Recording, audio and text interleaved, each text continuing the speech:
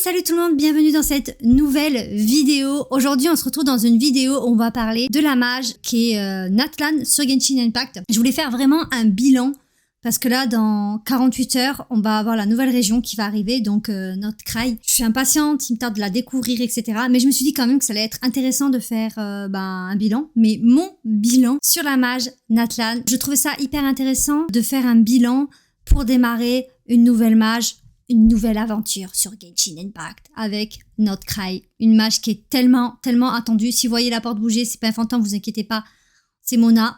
Voilà, elle essaie de sortir. Voilà, je me suis dit que ça pouvait être hyper intéressant. J'ai bien évidemment des petites notes, parce qu'il fallait pas que je fasse des notes, sinon j'allais me perdre et pas trop savoir de quoi je parlais. Il est possible que je me perde quand même, hein. Donc j'ai mis plusieurs critères pour cette vidéo. Grosso modo, la mage de Natlan était très attendue quand même, je me souviens, quand elle allait arriver, parce que c'était quand même la région de la guerre. On s'attendait à avoir beaucoup de combats, de choses comme ça. Et bon, vous le savez, c'est une mage qui, dans la globalité, a beaucoup déçu par plein de points, en fait. Par plein de points, elle a beaucoup déçu, cette mage. Bon, je vais pas tourner autour du pot. Je pense que si vous me suivez sur TikTok ou même ici, vous le savez. Moi-même, ça m'a déçu. Ça n'a pas été ma mage préférée, mais loin de là. Vraiment, ça a été vraiment une des mages que j'ai le moins aimé de tout Genshin Impact. C'est pour ça que là, Nordkraï, on en entend vraiment beaucoup parce qu'on espère que ça va relever un petit peu le niveau sur le jeu, parce que dans la globalité, on le sait tous qu'on s'est un petit peu fait chier sur Natlan. Mais bon, là, je vais quand même revenir point par point sur ce qui m'a déplu moi, en tout cas. Mais bien sûr, dans l'espace commentaire, je vous inviterai, vous aussi, à parler de votre ressenti sur Natlan. Qu'est-ce qui a pu vous décevoir? Qu'est-ce qui vous a un peu, ennuyé? Qu'est-ce que vous avez aimé? Parce que je sais qu'il y a des gens qui ont grave kiffé. Donc, on va commencer tout d'abord avec la première chose. Quand t'arrives, c'est quoi? C'est la map, voilà. Quand il y a une nouvelle région comme ça qui arrive, la première chose que tu vois, c'est l'ambiance de la région, les paysages, toutes ces choses-là. Donc moi j'ai mis les musiques, les paysages, la faune. Il y a les mécanismes aussi, des nouveaux mécanismes pour chaque région. Donc moi, je me souviens que quand je suis arrivée à Natlan, j'étais déjà mitigée. Déjà rien que par les lives qu'il y avait avec les trailers, etc. J'étais un peu mitigée, j'étais un peu ouais, on va voir et tout, on va voir ce que ça donne. Je préfère quand même toujours donner mon point de vue quand je suis sur le jeu, plutôt que me laisser un peu influencer par des vidéos. Mais au final, les pressentis que j'avais ont été ce que j'ai ressenti quand j'ai joué. J'ai pas trouvé ça fou.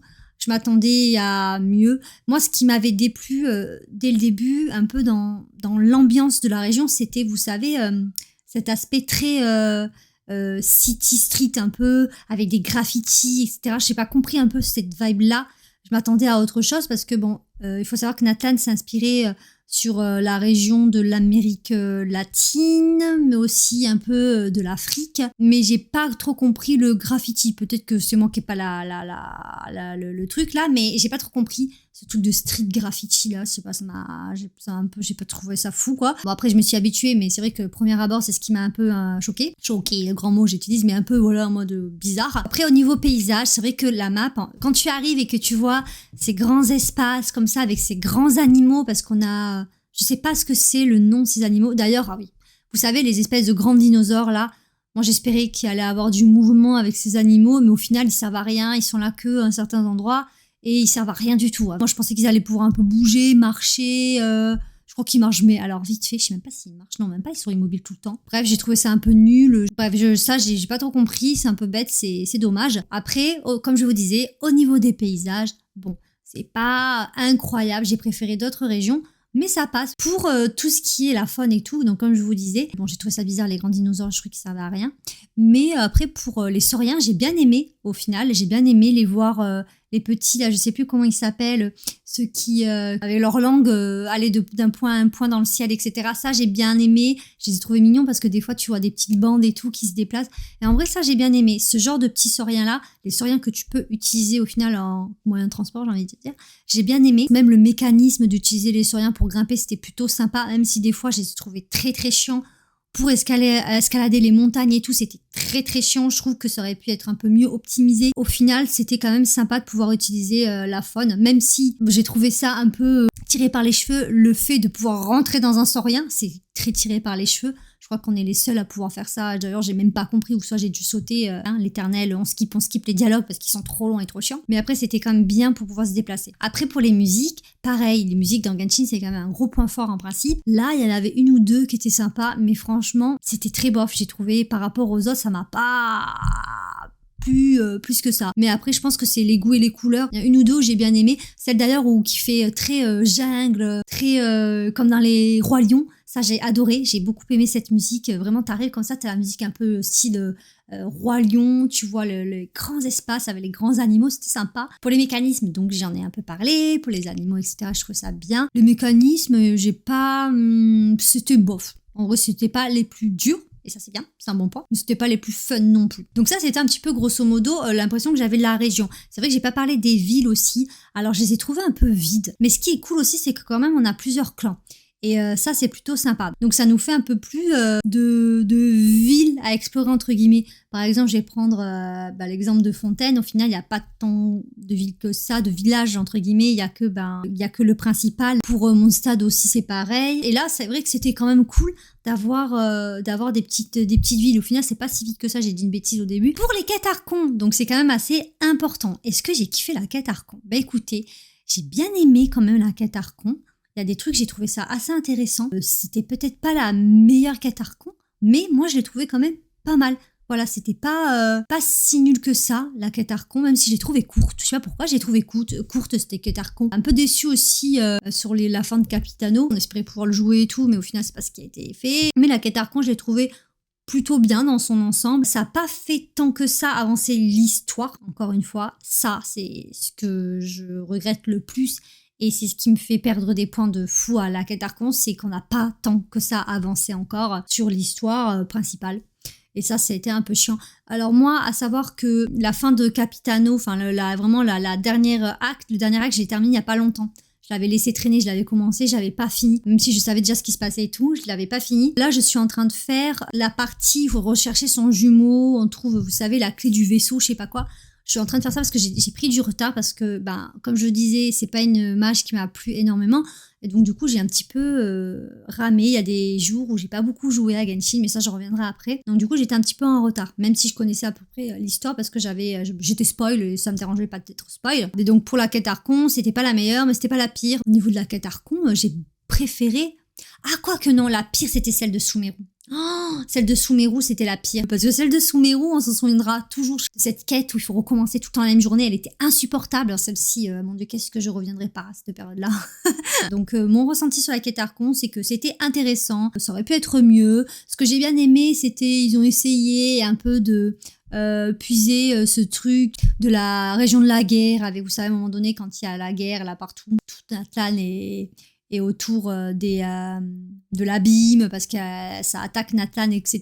On va d'un point A à un point B, on essaye de les aider et tout. Donc j'ai trouvé ça plutôt sympa, même si ça aurait pu être mieux. J'aurais aimé avoir des plus grosses batailles et tout, mais c'est quand même sympa. Ils ont essayé de nous faire vivre quand même le côté vite, danger, aider tout le monde et tout. Donc c'était plutôt cool, mais c'est vrai que ça aurait pu être un peu mieux. Par exemple, des batailles, vraiment voir des plus grosses batailles, vous savez, ce genre de choses-là. Ça n'a pas été fait, c'est dommage, mais j'aurais aimé quand même voir un peu plus de guerre, en fait. Voilà, quelque chose d'un peu plus marquant.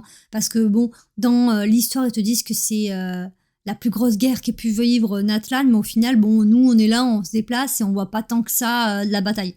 C'est ça que je veux dire surtout. Après, j'ai bien aimé les cinématiques par contre de Natlan, avec Mavuka et tout, c'était super sympa. Par exemple, quand le ciel se casse et tout, c'était hyper bien parce que déjà, ça confirmait un peu le faux ciel. Mais voilà, grosso modo, la quête Archon, elle était sympa, mais elle ne faisait pas avancer l'histoire tant que ça. Et ça m'énerve. J'ai envie d'avoir une quête Archon qui fasse vraiment avancer les choses. Voilà, moi, je trouve que j'ai pas appris énormément de choses dans cette quête Archon. Concernant les nouveautés qu'il y a eu sur le jeu, donc je vois que j'ai marqué les récompenses quand tu termines par exemple la quête Archon ou une exploration de zone, etc.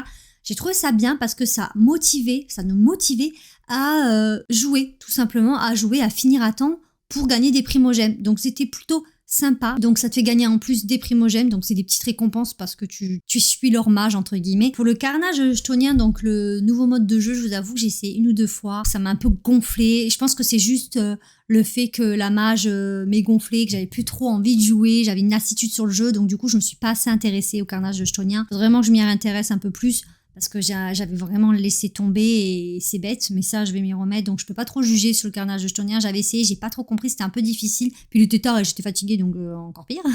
Et les aides aussi qu'ils ont mis en place pour quand tu montes ton personnage, quel kit il faut mettre, etc. Ça, j'ai trouvé ça vraiment sympa parce que c'est vrai que c'était un peu chiant à savoir. Il fallait bien chercher sur Internet.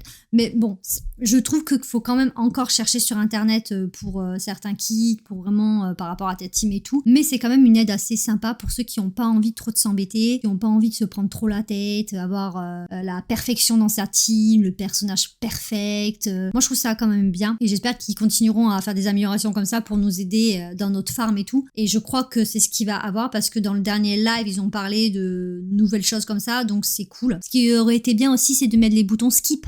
Hein, ça aurait été pas mal ça, mais bon, je crois qu'ils sont pas prêts encore. Je pense que Genshin, ils sont pas prêts à franchir ce pas-là, à nous laisser respirer et à nous éviter leur blabla inutile. Je pense qu'ils ont envie qu'on se fasse chier sur le jeu, je sais pas, je comprends pas. Vraiment, c'est quelque chose qu'on demande depuis des années. Mais ils veulent pas, mais ils perdent des gens en fait à ne pas mettre cette touche skip. Qu'est-ce qu'on s'en fout? Que ça leur fait quoi en fait? Putain, mais mettez-la. J'espère qu'elle va arriver sur cette nouvelle match parce que je n'en peux plus. Pour les events, en général, j'en ai trouvé des bons. Il y en avait qui étaient sympas parce qu'ils étaient rapides, des petits trucs de combat et tout. Il y avait des trucs plutôt sympas. Après, pour les gros events avec des histoires et tout, il y en a, j'ai trouvé vraiment. Je vous avoue, je les ai trouvés pas intéressants. La plupart, je les ai pas du tout trouvés intéressants. Comparé à Fontaine, où il y en a eu que j'ai bien aimé. Peut-être que j'en oublie un ou deux. Et en réfléchissant comme ça, j'ai pas trouvé ça fou, quoi. Hein. Vraiment, le dernier en date, là, c'était lequel? C'était celui de l'été. Bon, ça d'ailleurs, je vais en parler après. Mais je les ai pas trouvés fous. Hein. Vraiment, les events, les gros events, les histoires des events, je les ai pas trouvés intéressants. Et je les ai tous faits. J'ai essayé de lire et tout. Je voyais le blabla pas intéressant, inutile, je skippais et je faisais juste pour les primogèmes. Juste des fois les mini-jeux qui étaient bien. Pour l'event de l'été, donc c'était quand même le gros event fin de mage, etc. Alors j'ai bien aimé la petite map qu'ils ont rajoutée et qu'ils laissent en plus. Bizarrement, c'est bizarre. J'ai bien aimé parce que celle de Fontaine, je crois que j'avais pas, je sais plus, celle de Fontaine, j'avais aimé normal. Genre normal, c'était pas incroyable, mais c'était plutôt bien. C'était un truc un peu sur le cirque, si je me trompe pas. Mais d'ailleurs, les events de l'été, avant, ils étaient bien. Parce qu'avant, ça parlait des personnages. Moi, je me souviens quand c'était sur les îles, là. Les îles avec, on avait eu Mona et tout, Jean, Barbara. Les histoires, elles étaient bien. Celui avec Fischl. Il y avait eu Mona, Fischl. Et l'autre, c'était qui? Le personnage? Kazuha? Mais il était trop bien, c'était mon préféré celui-là, vraiment avec Fischl dans le château, t'en apprends plus sur les personnages, avec Mona et tout, c'était génial, c'était le meilleur event de l'été, et les autres je les trouve vraiment trop nuls à côté de celui-là. À chaque fois, moi, il me tardait l'event de l'été, mais je trouve que je sais pas, ils sont moyens, vraiment, ils sont moyens. Et celui-ci, je l'ai trouvé, bien par rapport à la map et tout, l'histoire. Nul. Par contre, l'histoire, elle était nulle. Mais j'ai bien aimé la map, les petits trucs qu'il y avait à faire. Bon, c'était un peu mou, par contre, de taguer. D'ailleurs, il disait taguer, vous allez avoir des récompenses. J'ai tagué je sais pas combien de trucs, j'ai rien eu. Hein. Donc, il y a certains trucs où t'as un coffre, mais la majorité des machins, taguer, ça sert à rien, quoi. À moins qu'il y avait un personnage qui était là, qui disait, oh, il y a pas de couleur. Hop, tu taguais, t'as un petit coffre qui apparaissait. Mais sinon, c'était sympa. Ils ont voulu faire ça un petit peu comme le jeu, là. Comment il s'appelle ce jeu, là, où tu tagues, là? Je sais plus comment c'est. Splatoon. Un truc à la Splatoon, ça aurait été mieux si c'était plus rapide, par contre, parce que taguer pendant 3 heures pour avoir un coffre de 5 primogèmes, merci. Mais sinon, après, c'était sympa. Voilà, la vibe collée à Natlan, même si c'était pas la vibe que je préfère. Ça collait, donc c'était plutôt sympa. Maintenant, on va parler de ce qui nous intéresse peut-être le plus, les personnages. Ça a fait beaucoup polémique, et c'est vrai, et je suis d'accord, parce que il n'y a pas eu beaucoup de personnages masculins. Là, j'ai noté, donc je prends les personnages même qui sont pas de la région de Natlan, hein, tous ceux qui sont sortis lors de cette match. Donc, il y a eu Kinich, il y a eu Dahlia, il y a eu Ifa, Auroron, et c'est tout. C'est vraiment peu. Et en plus, ils étaient où les personnages 5 étoiles badass? Parce que le seul personnage masculin qu'on a eu 5 étoiles, c'était Kinich. Bon, Kinich, il est sympa. J'ai bien aimé avec le petit Ajao là, je sais pas comment on dit, Ajo. Et puis la voix de Sasuke et de Naruto, c'était hyper drôle. Mais vraiment, il est où le personnage masculin 5 étoiles badass, un peu comme un Neuvillette, comme un Zongli et tout? Il y en a pas. Ça manque en fait. C'est nul qu'on n'ait pas eu ça. Moi, je m'attendais à un personnage comme ça. Après, pour les autres personnages féminins, on a eu des bons personnages quand même en vrai. Hein. J'en ai pas eu beaucoup. Je reparlerai après mes invocations. Mais on a eu des bons personnages. Mualani, elle était bien. Elle a un petit gameplay qui était sympa. On a eu aussi Escoffier. Pour moi, Escoffier, j'adore Escoffier. Vraiment, elle m'a fait renaître ma team Ayaka. Je Chaînée. Vraiment, j'aime trop. Bon, Citlali, Shaska, bon, Shaska, elle est forte quand même, mais j'aime pas trop le gameplay. Après, bon, bien sûr, il y a eu Xilonen, incroyable. Et puis, il y a eu Mavuika, et bien sûr, il y a eu Skirk, incroyable. Skirk aussi, je l'adore. Et il y a eu, bon, Mavuika. Alors, Mavuika, on va parler de l'Archon un peu, parce que quand même, c'est important. Alors, Mavuika, c'est un personnage, je vais le répéter, je l'ai dit tellement de fois, je la trouve trop stylée, je la trouve belle. J'aime beaucoup l'aura du perso, mais le délire, cuir, tenue de motarde plus la moto, bah ça ne va pas. Je suis désolée, ça ne va pas. Et je dirais toujours, ça ne va pas à Natlan, ça ne va pas à Genshin en fait. Et ça, c'est un truc aussi que je reproche, c'est qu'ils mettent un peu du ZZZ dans Genshin Impact. Et encore là, quand j'ai vu le live sur la mage qui va arriver, je suis désolée, il y a un personnage qui ressemble encore à un personnage de ZZZ. Elle a un casque, elle est blonde à la détresse. On dirait une meuf de ZZZ encore. Je sais pas ce qu'ils ont avec ça, mais il faut qu'ils arrêtent parce que Genshin, on veut pas avoir du ZNS zone 0, ça n'a rien à voir, quoi.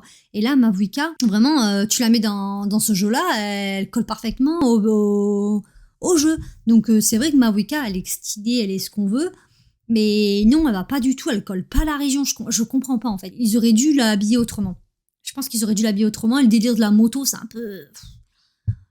Voilà, c'est ça en fait. Le problème avec cette mage, c'est qu'il y a beaucoup trop d'incohérences. Les développeurs, ils se sont mélangés entre Genshin et ZN Zone 0, je sais pas ce qu'ils ont foutu, mais c'est ce qu'on reproche à cette région, c'est que quête Archon trop vide, qui apprend rien, ou très peu de choses plutôt, plus des personnages qui, qui collent pas à l'univers. Enfin, je parle surtout de Mavuika. Ensuite, il y a eu quoi les events qui sont pas intéressants, il y a eu trop de trucs comme ça en fait qui ont été trop chiants. Et aussi il y a eu le problème Varessa, parce que Varessa, pareil, qui arrive en mode comme ça, franchement elle m'a saoulée elle. Pourtant elle est très très forte.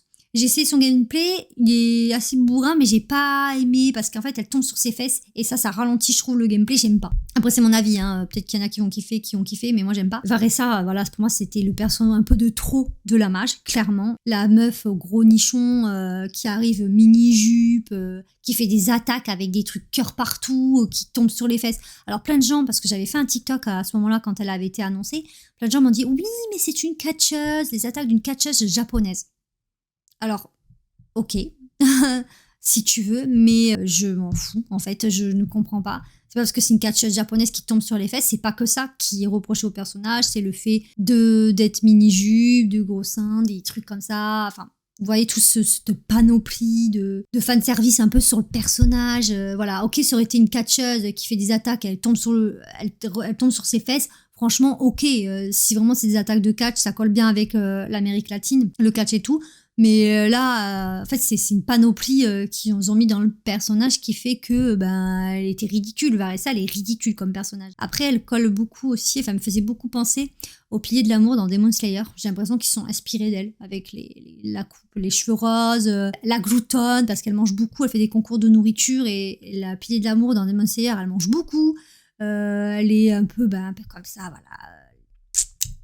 bien charnue de ce niveau-là, enfin vous comprenez quoi. Ça fait chier beaucoup de monde ce personnage, et je comprends parce que je la trouve un peu naze. Après je parle pas de son design, parce que les designs je trouve que c'est très propre à chacun, soit tu aimes, soit tu aimes pas, soit tu as des affinités avec ou non. Mettre un personnage avec un peu plus de forme, et j'ai trouvé ça bien.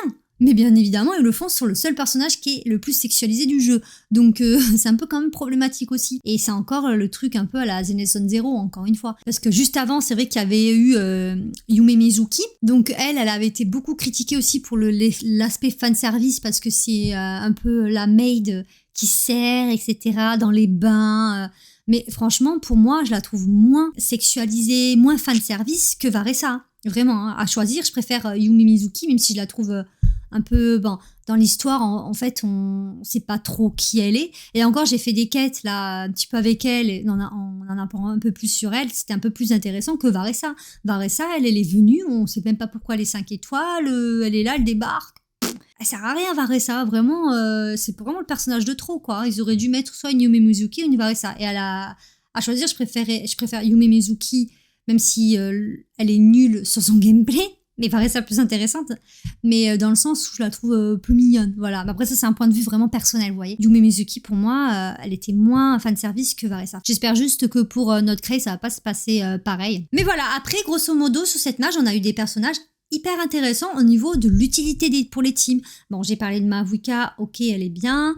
Skirk, trop attendu, trop bien. Escoffier, qui redonne de la fraîcheur aussi avec Skirk au team de glace. Citlali, qui est trop bien. Xilonen aussi, voilà. Xilonen, j'adore. Voilà, donc c'est vraiment des personnages vraiment hyper intéressants. Après, il y a Lanyan, j'ai noté en 4 étoiles. Je ne l'ai jamais joué, je sais même pas s'il y a des gens qui la jouent. On a eu quand même des personnages assez intéressants au niveau de leur gameplay. Ça, c'est cool. Maintenant, on va parler de mes invocations. J'aime bien faire ça, parler des invocations. Donc, j'ai pas énormément invoqué. Je pensais avoir beaucoup plus invoqué que ça sur cette mage. Et bien, pas tant que ça. Et je pense que ça résume bien le fait que j'ai pas trop aimé cette mage. J'ai fait 5 invocations sur des persos, donc 5 étoiles, forcément. J'ai invoqué 2 armes cette année. Premier personnage, j'ai commencé avec Xilonen. Avec Xilonen que j'ai eu directement. J'avais pas perdu mon 50-50 sur Xilonen et tout. Je la voulais trop. Je me souviens que c'était le personnage qui m'attirait le plus quand j'avais vu toutes les vidéos autour de Natlan et tout. C'était vraiment elle qui m'intéressait le plus et j'étais trop contente de l'avoir et je l'aime beaucoup Xilonen. Elle est pratique aussi pour l'exploration de la map parce qu'elle peut monter avec ses rouleurs sur les murs et tout. Donc c'est assez pratique même si ça dure pas longtemps. Les Noctam, ça me saoule un peu.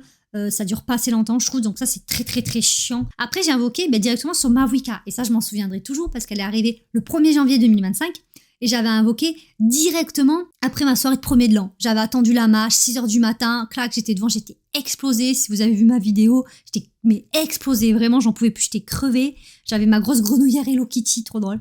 Et j'avais invoqué et j'avais perdu mon 50-50. J'avais eu Tionari à 25 de pity à peu près, j'ai noté.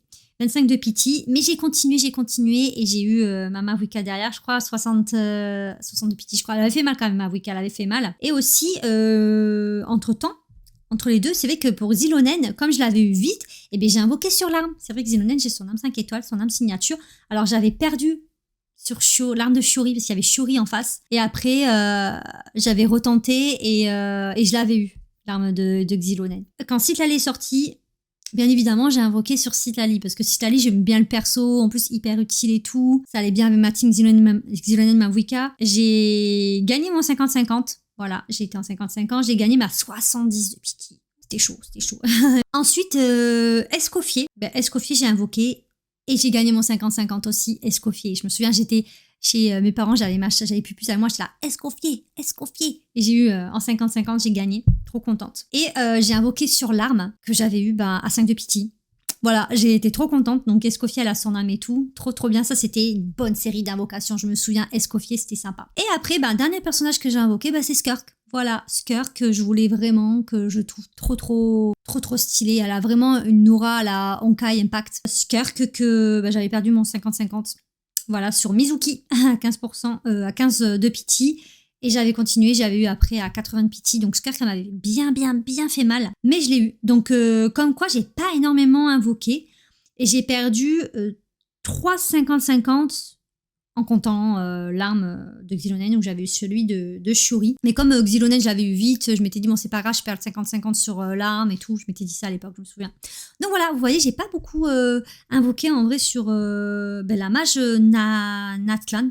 Donc là, en plus, ce qui va se passer, c'est que notre Cry va sortir, il va avoir Loma et je vais directement invoquer pour vous dire à quel point ça m'a un peu plus hype notre Cry parce que en général j'invoque pas sur les premiers personnages de mage mais là j'ai très envie parce qu'elle a un truc. Loma elle a un truc, en plus ça va être utile et tout, donc j'ai bien envie de l'invoquer. Donc on se retrouvera pour mes sessions invocation sur Loma, puis aussi sur la découverte de notre Cry si je peux, parce qu'en principe je pars le 10, donc peut-être que j'aurai pas le temps de tourner, donc il va falloir se dépêcher. Je sais pas comment je vais m'arranger, mais je vais tout faire pour découvrir la map et invoquer en vidéo. Donc en gros je pense que j'ai fait le tour. Pour faire un résumé rapide, vous l'avez compris, j'ai pas trop aimé cette mage. J'en attends beaucoup sur notre Cry. Il y a plein de choses qui ont fait que ça m'a ennuyé. C'est une année où j'ai le moins joué par rapport aux autres années. Voilà, j'ai pas beaucoup joué, j'ai loupé beaucoup de jours. Il y a des fois des events que j'ai même pas terminé complètement, alors qu'avant je faisais toujours ça.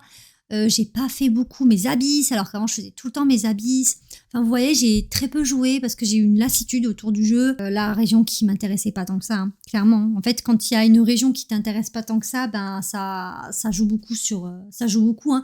Même au niveau des bannières, c'est que j'ai pas trop parlé. Les bannières, je les ai pas trouvées incroyables tout au long de l'année, quoi. Le niveau des 4 étoiles et tout, c'était pas foufou. Il y a plein de gens qui se sont plaints. Après, peut-être que quand t'es un ancien joueur comme moi ou comme peut-être vous, que t'as beaucoup de personnages déjà, c'est 6, quand tu vois des 4 étoiles revenir qui qui sont redondants, c'est un peu chiant.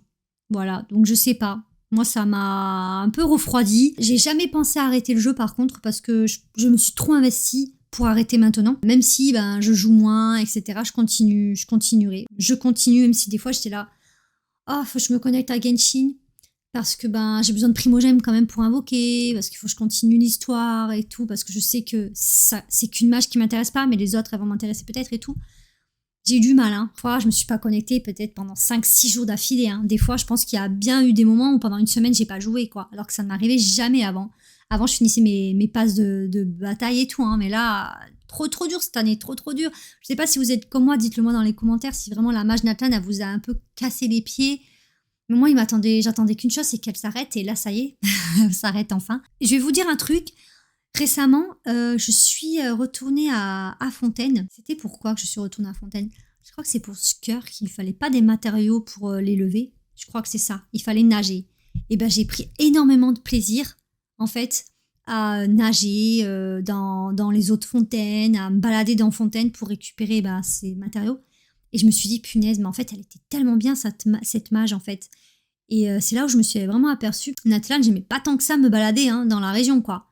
Vraiment, c'est à ce moment-là, je me suis dit, punaise, c'était trop bien. Et je prenais trop un plaisir à aller dans l'eau, de nager, d'ouvrir les coffres ou les petits trucs que j'avais pas fait. Vous savez, dans l'eau, des fois, j'avais loupé des trucs que j'avais pas fait. Et j'ai pris du plaisir à me perdre pendant mes sessions farm pour récupérer des matériaux pour Skirk. Voilà, j'ai pris plaisir à me perdre, alors que ça faisait longtemps que ça m'était pas arrivé sur l'année, quoi.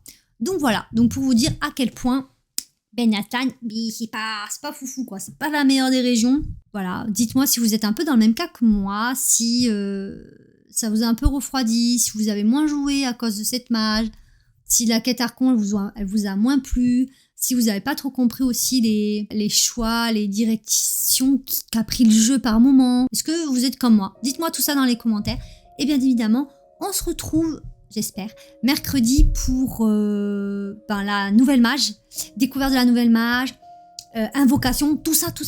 Et n'hésitez pas aussi à me rejoindre sur TikTok, où je peux poster des choses aussi sur Genshin et sur plein d'autres choses, sur les mangas. Voilà, dites-moi tout ça dans les commentaires. Et à mercredi. Tchou.